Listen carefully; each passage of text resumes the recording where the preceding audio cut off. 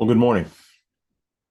Now, know I'm supposed to come on here and defend majority minority districts because of what I look like. What I'm going to do instead, we're going to talk about these things like adults. What? Like adults.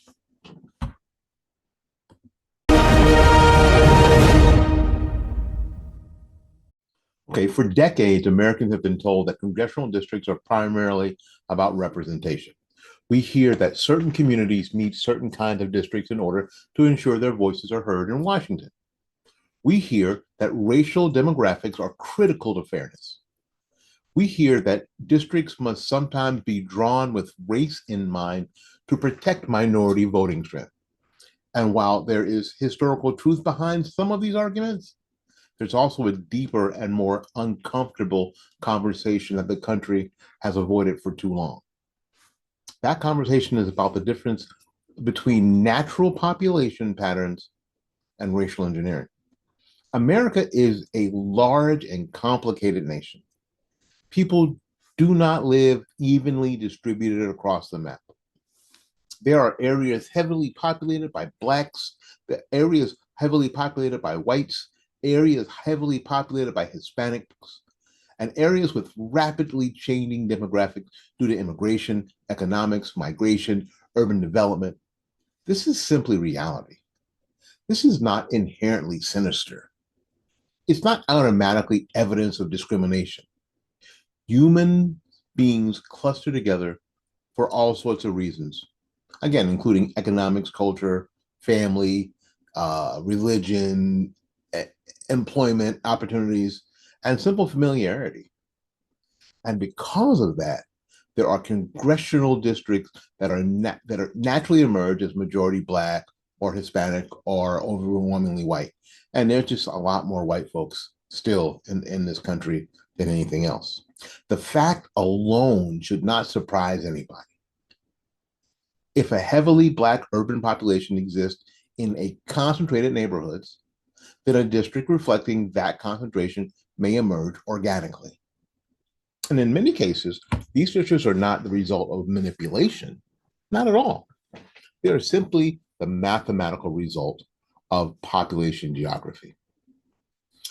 But the conversation changes when race itself becomes the organizing principle behind how districts are intentionally drawn. That is where America enters difficult, very difficult territory.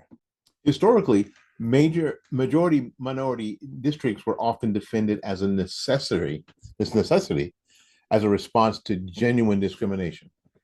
After the passage of the Voting Rights Act of 1965, lawmakers and the courts argued that minority voters needed protection against intentional dilution of their political influence. There were very real concerns that Black voters, especially in the South, could could be spread across multiple districts in a way that they would never have enough voting power to elect candidates of their choice. For many Americans, majority minority districts became a corrective measure. They were viewed as protections against exclusion from political power. But over time, as it often does, something else has happened. The country slowly drifted into a system where many people began treating certain districts as unofficial racial set asides. Some districts became culturally understood as Black seats. We've heard that before, right? This is a Black seat, or this is a Spanish seat, or districts where a candidate of certain race was simply expected to win. If you plop down in Maxine Waters district, that's a Black seat. It's a set aside.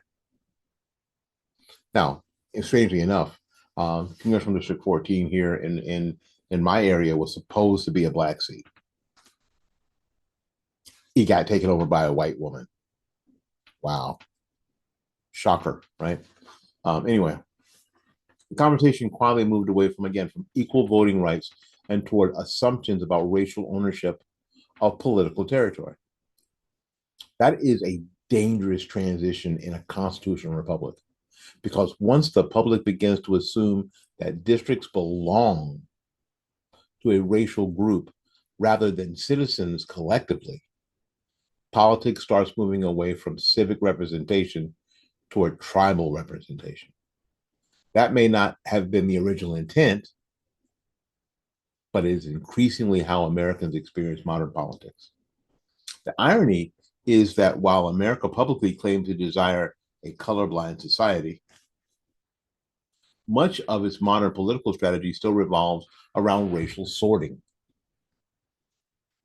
Political consultants discuss demographic percentages with scientific precision. Parties calculate turnout based on racial assumptions. Candidates are often marketed not primarily on philosophy or effectiveness, but on identity categories. Entire political strategies are built about maintaining racial voting blocks. If you do this, the black people will vote for you. If you do this, the white folks vote for you. If you say this, the Spanish people will vote for you. A district line does not force anyone to vote for anyone. Let me say that again. A district line doesn't force anyone to vote for anyone. Changing district boundaries does not eliminate the right of Black voters or white voters, Hispanic voters, Asian voters to support the candidate they believe best represents their interests. The ballot box remains free. The Constitution still protects equal voting rights regardless of race. The candidate still must persuade voters. Elections still must be won. The reality is important because it challenges one of the central assumptions embedded in modern identity politics. This idea that people are primarily represented by those who physically resemble them. But is that actually true? I was reminded of a story yesterday, day before. I was working with the Liberty News people, Grassfire Nation. In 2012, we were doing election coverage in Virginia Beach, Virginia, actually Norfolk, but I was staying in Virginia Beach.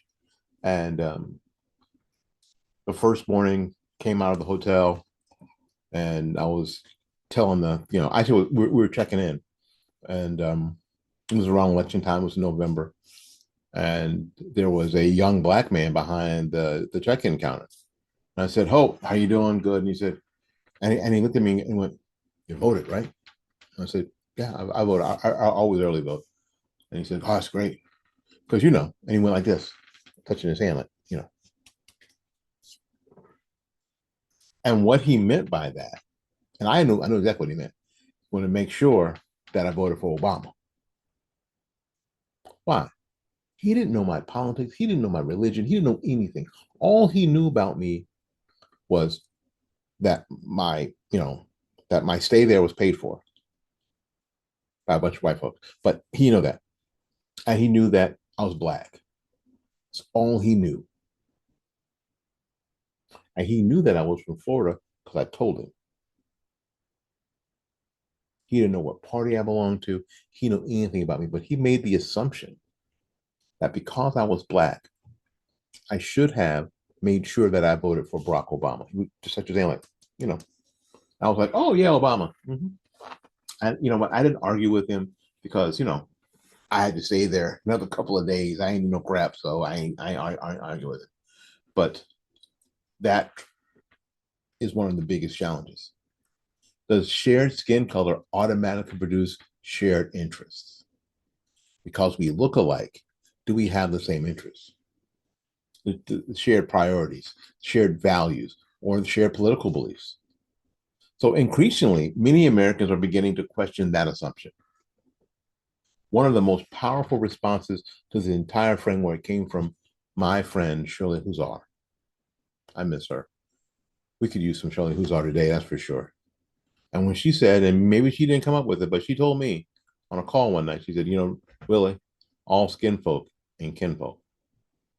And that statement cuts directly to the heart of the issue. It reminds us that race alone does not determine worldview, values, political philosophy, morality, or loyalty. People are more complicated than demographic labels. A conservative Black business owner may have more in common politically with a white conservative business owner than a wealthy progressive activist who happens to share the same race. A Hispanic Christian family may share more cultural values with a rural churchgoers than a secular urban elite of their own ethnicity. A working class white laborer may have little in common economically with the millionaire politicians who claim to represent them. You get what I'm saying? This is where the modern shared lived experience narrative begins to collapse entirely under any inspection. Because in many cases, the politicians who supposedly share the experience of their districts do not actually live anything close to the daily reality of the people they represent. And this is, and I found this especially true where I live. At almost every seat, from school board, city council, county commission, state rep, state senator, in this area have been designated where I live as Black seats. And all of them right now are held by Black people, Black seats. I happen to know personally that my opponent in my county commission race, who was running for this Black seat in this Black district, didn't live in this Black district, does not share the everyday reality of people who live here. Now, I'm not saying that for everybody, I mean, this isn't Fallujah. It's not. But the shared experience here, there is none. Quite frankly, and anybody who's going to be truthful about who's watching this, be truthful about this, they know, especially in Black areas with Black people, these people come in, they campaign, they get the hell out before it gets dark. That's what it is. Now, white folks in white areas do the very same thing. They'll go into a rural area and then they get the hell out of there before it gets dark, and they go back to their, their suburbs or wherever they live, in their high rises or wherever. But they're down with the people, at least for the photo op. So this is extremely important. That's where there's all this shared lived experience narrative that says that Black people can better represent Black people than white folks. And conversely, what we're not supposed to believe is that white folks can't necessarily represent white folks better than Black folks unless there's a Black person like Barack Obama. Right? Because again, in many cases, politicians who supposedly share the experience of their district don't actually live anything close or anywhere close sometimes to the daily reality of the people they represent. Because across America, elected officials frequently occupy entirely different economic and social worlds from their constituents. This is true regardless of race or party affiliation. Like I just said, this happens everywhere. Wealthy politicians live in gated communities while representing struggling urban neighborhoods. Highly educated elite lecturers, blue collar workers about economic hardship that they have never personally experienced. Career political figures move comfortably within donor circles, media institutions, universities, and lobbying networks while speaking on behalf of working class voters who are dealing with inflation and crime and housing costs and failing schools. So what actually constitutes shared experience? Is it race? Is it income, education, religion, culture, whatever that is, occupation, family structure? And now, folks, these questions matter because modern political or modern politics often treats race as a defining factor while ignoring class divisions, lifestyle differences that may be far more significant in practice. A wealthy Black congressman with multiple degrees, elite institution connection, and a six-figure income may share very little practical life experience with a struggling Black single mom working two jobs in the district he represents. Likewise, a wealthy white Republican donor class politician may share little with the poor rural voters, despite their racial similarity. This exposes a deeper truth that many Americans instinctively understand, even if political institutions resist admitting it. Representation is not the same thing as resemblance. Looking like the district and understanding the district are not always the same thing. And this reality creates another important question for the electorate. Should representation in America primarily be based on race identity, or should it be based on competence, accountability, ideas, and effectiveness? That question matters because identity politics can unintentionally lower expectations for political leadership. If parties assume certain districts are permanently safe, like Congressional District 14 here in Florida, because of demographic loyalty, accountability often weakens. Candidates may begin to rely on identity symbolism instead of performance. Maxine Waters.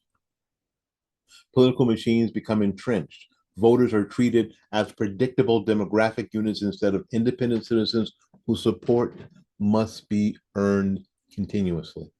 Maxine Waters. Kathy Castor. Insert the name that you know. Competitive politics, by contrast, forces candidates to improve.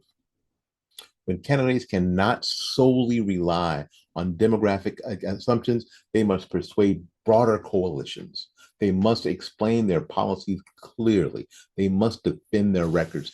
And they gotta address practical concerns that affect daily life.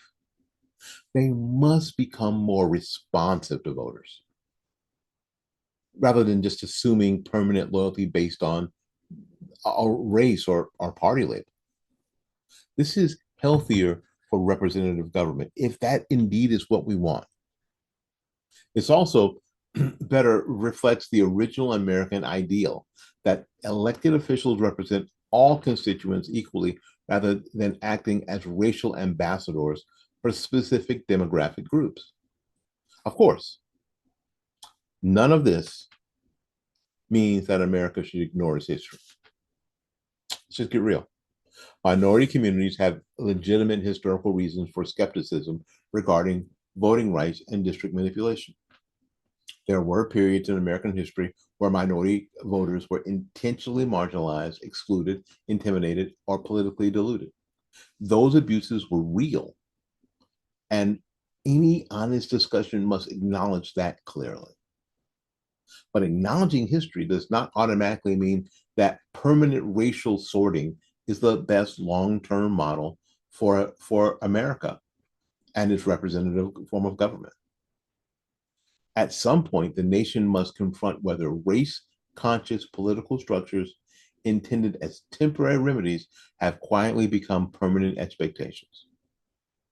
America cannot simultaneously claim to desire racial equality while endlessly reinforcing racial categories as a primary organizing principle of politics.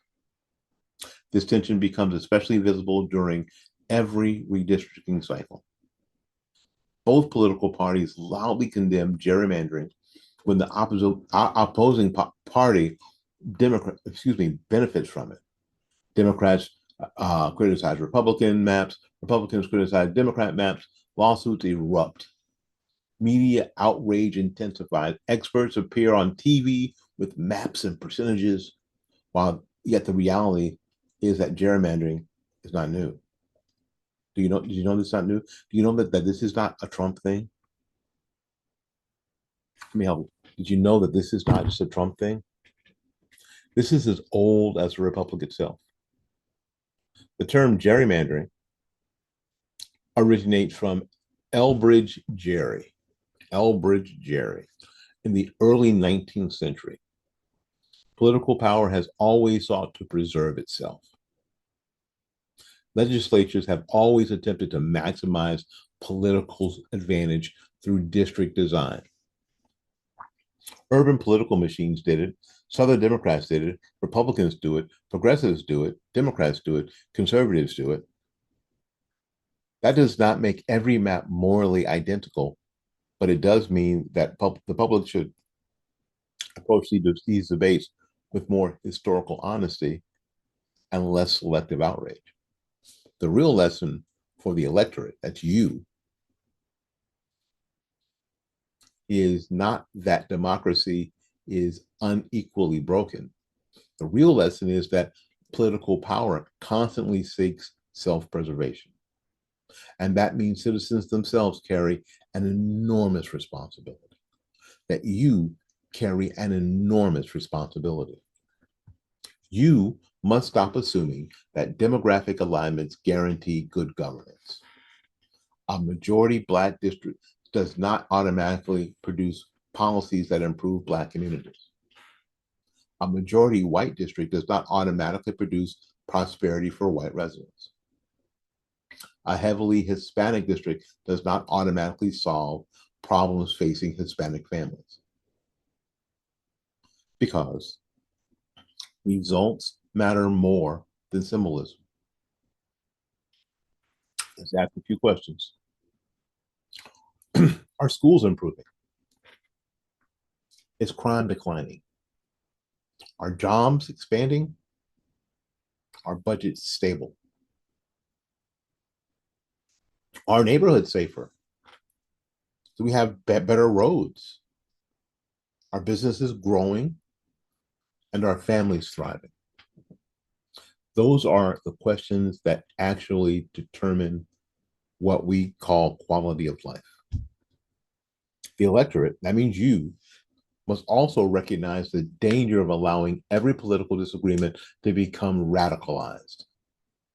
When politics becomes primarily about racial blocs competing for power, national identity weakens. Citizens begin seeing each other less as fellow Americans and more as demographic opponents. Coalition building becomes harder, if not impossible. Civic trust disappears.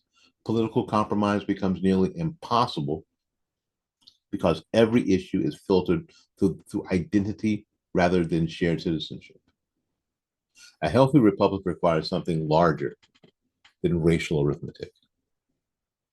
It requires citizens capable of evaluating leaders based on integrity, competence, vision, and effectiveness rather than immutable characteristics. This does not mean that race never matters. Of course, it matters historically, culturally, and socially. But the question whether race should remain the dominant organizing principle of representation in the perpetuity. That is the debate America is increasingly struggling to have, honestly.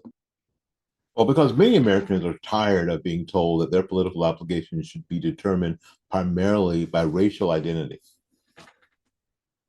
Many voters increasingly reject the assumption that demographic resemblance automatically equals authentic representation. Many people want to move toward a system where politicians earn support through persuasion and performance rather than inherited demographic expectations. Now, that aspiration is not hatred. That's not racism. And it's not historical denial. It's an argument for citizenship over tribalism. And perhaps that's where the electorate should ultimately focus its attention. That's where you should ultimately focus your attention. The purpose of voting is not to select symbolic avatars. The purpose of voting is to choose effective representatives. The purpose of elections is not merely demographic reflection. The purpose of elections is governance. The purpose of representation is not racial mirroring. Does the representative look like the district? That's not why we do that. The purpose of representation is protecting liberty, maintaining order, preserving opportunity, and serving the public honestly. Now, America will likely continue debating race-conscious districts for a long time. Courts will continue hearing lawsuits, legislatures will continue drawing maps, political parties will continue pursuing advantage. None of that will disappear, sadly, anytime soon. But the electorate, you, still possess enormous power. You can refuse to vote reflexively. You can reject lazy identity politics. You can demand accountability regardless of race. You can evaluate candidates based on substance instead of symbolism. You can insist that public service matters more than demographic performance. And perhaps most importantly, you can remember my friend Shirley Huzar's unforgettable warning. All skin folk and kinfolk. That single sentence may explain modern American politics more honestly than 1,000 pages of academic theory ever could. My name is William Lawson. This has been the Mona Report.